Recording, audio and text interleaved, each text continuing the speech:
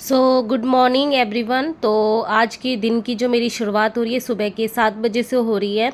Actually ये जो time period होता है इस समय का मैंने कभी शूट नहीं किया, तो फिर मैंने सोचा आज मैं शूट कर लेती हूँ।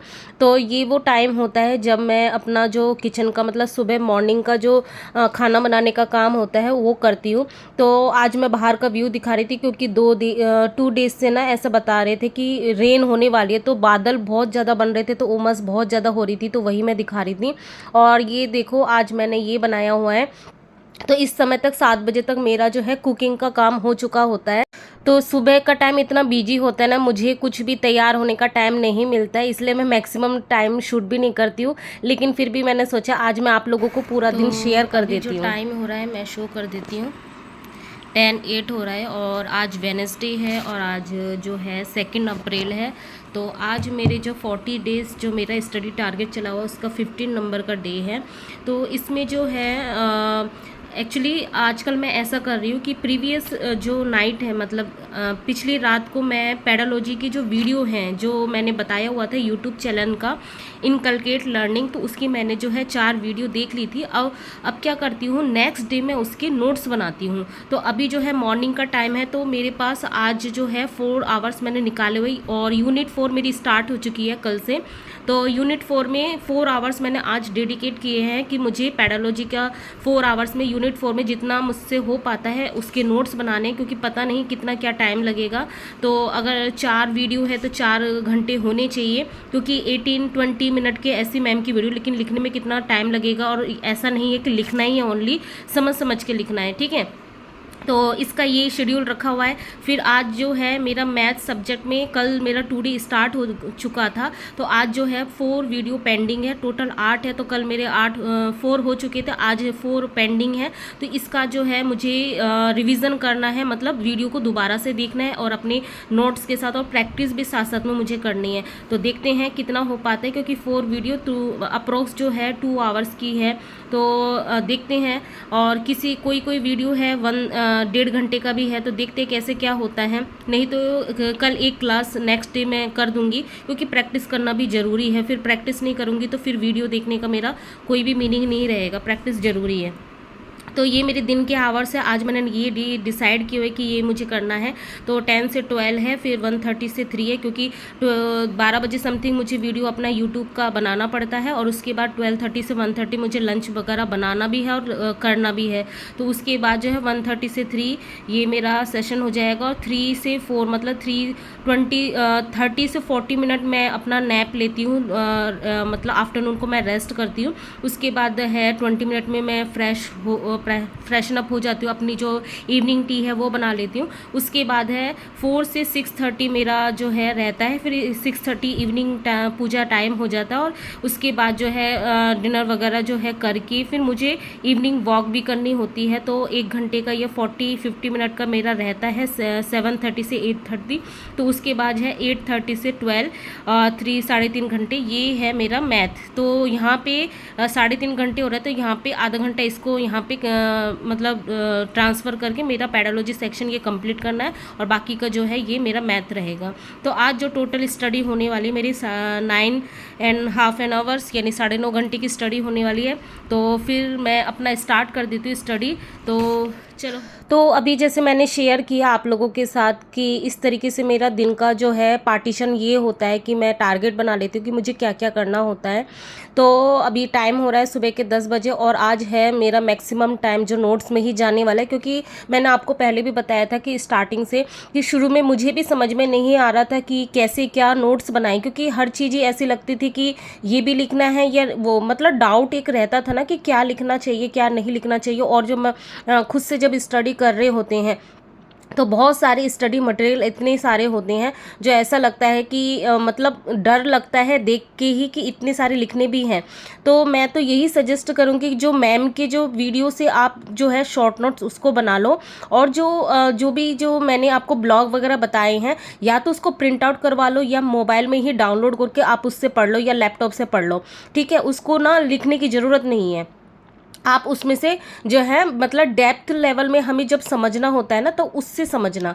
तो इस तरीके से टाइम भी आपका सेव हो जाएगा, क्योंकि हमें नहीं पता कि कौन सा एग्ज़ाम कब हो जाए। जैसे कि मैंने अभी प्रीवियस वीडियो में आपको बताया हुआ था कि जो है एग्ज़ाम अब कभी भी हो सकता है DT+B का, क्योंकि जो एसएससी वाले हैं, जो एसएससी जिनका एग्ज़ाम कंडक्ट करता था TCS, तो वो अब उनकी लैब अलग हो गई। अभी ये नहीं पता DT+B का एग्ज़ाम कौन कंडक्ट करवाएगा, लेकिन अब जो DT+B का एग्ज़ाम पहले TCS लेता था, अभी वो नहीं ले रहा है। मतलब वेंडर चेंज हो गया। पहले एसएससी और DT+B इन दोनों का वेंडर सेम था, तो उसकी वजह से क्या हो रहा था, जो एग्ज़ाम कंडक्ट करवा रहा था तो उसके ऊपर इतना लोड था, लैब खाली नहीं थी, तो एग्ज़ाम जो है वो क्लियर नहीं हो पा रहे थे, क्योंकि लैब खाली नहीं है तो एग्ज़ाम कैसे कंडक्ट होंगे। अभी क्या है, एसएससी वाले उनका वेंडर अलग और हमारा वेंडर अलग होगा, तो उसके पास जो है अब हमारा जो एग्ज़ाम है अब पॉसिबल है कि चांसेस है कि एग्ज़ाम हो सकते हैं। ठीक है, तो अभी बहुत ज़्यादा डाउट में है, तो मैं भी यही सोच रही हूँ कि जल्दी से जल्दी जो है मैं अपना मैक्सिमम पोर्शन जो मैंने 40 डेज़ का बनाया हुआ ये मैं कंप्लीट करके उसके बाद जो है अपना जो DT+B वो स्टार्ट कर दूँ। ठीक है, उसके बाद जब मैं अपना स्टार्ट करूँगी कि शॉर्ट में रिविज़न कैसे करें, कि 1 मंथ मेरा टारगेट रहेगा, 1 मंथ में DT+B का एग्ज़ाम जो है वो किस तरीके से हम मैक्सिमम टाइम, मैक्सिमम से मैक्सिमम रिवीजन कर पाए और मैक्सिमम से मैक्सिमम मार्क्स गेन कर पाए। क्योंकि ऑलरेडी जो मेरे साथ स्टार्टिंग में पढ़े हुए हैं वो DT+B की तैयारी ही स्टार्टिंग में कर रहे हैं, तो कहीं ना कहीं उनके पास शॉर्ट नोट्स, कोई ना कोई नोट्स तो प्रिपेयर था ही। तो सेम मेरा भी ऐसे ही था। DT+B जो मेरा सब्जेक्ट मैथ है उसमें मैक्सिमम पोर्शन मैंने नोट्स बना के रखे हुए, कुछ पोर्शन मेरे पेंडिंग थे, जैसे मेरा ग्रुप पेंडिंग है, रिंग पेंडिंग है।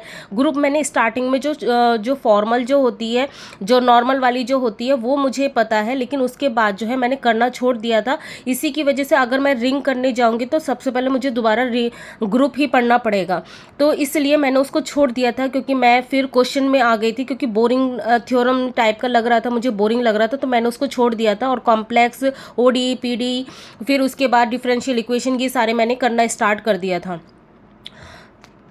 तो दोनों एग्ज़ाम की प्रिपरेशन एक साथ करना थोड़ा सा मुश्किल है, लेकिन अगर हम चाहे तो हम कर सकते हैं।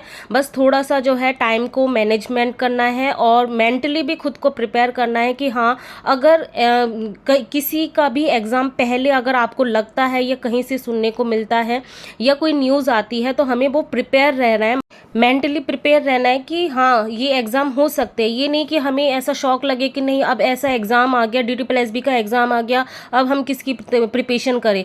तो क्योंकि हमें पता ही था कि जब हमने फॉर्म भरा है तो उसके एग्ज़ाम होने ही हैं।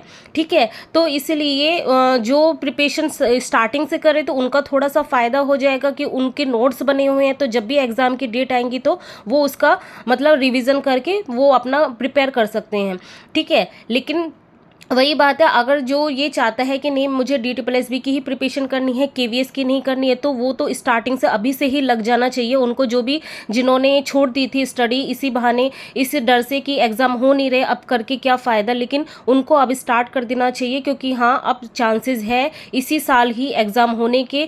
पहले ऐसा लग रहा था कि नहीं नेक्स्ट ईयर होगा, लेकिन अब पूरी पॉसिबिलिटी है कि इसी साल ही होंगे और बहुत जल्दी होंगे। इसलिए अपने मन को आप प्रिपेयर कर लो कि नहीं अब एग्ज़ाम हो सकते हैं।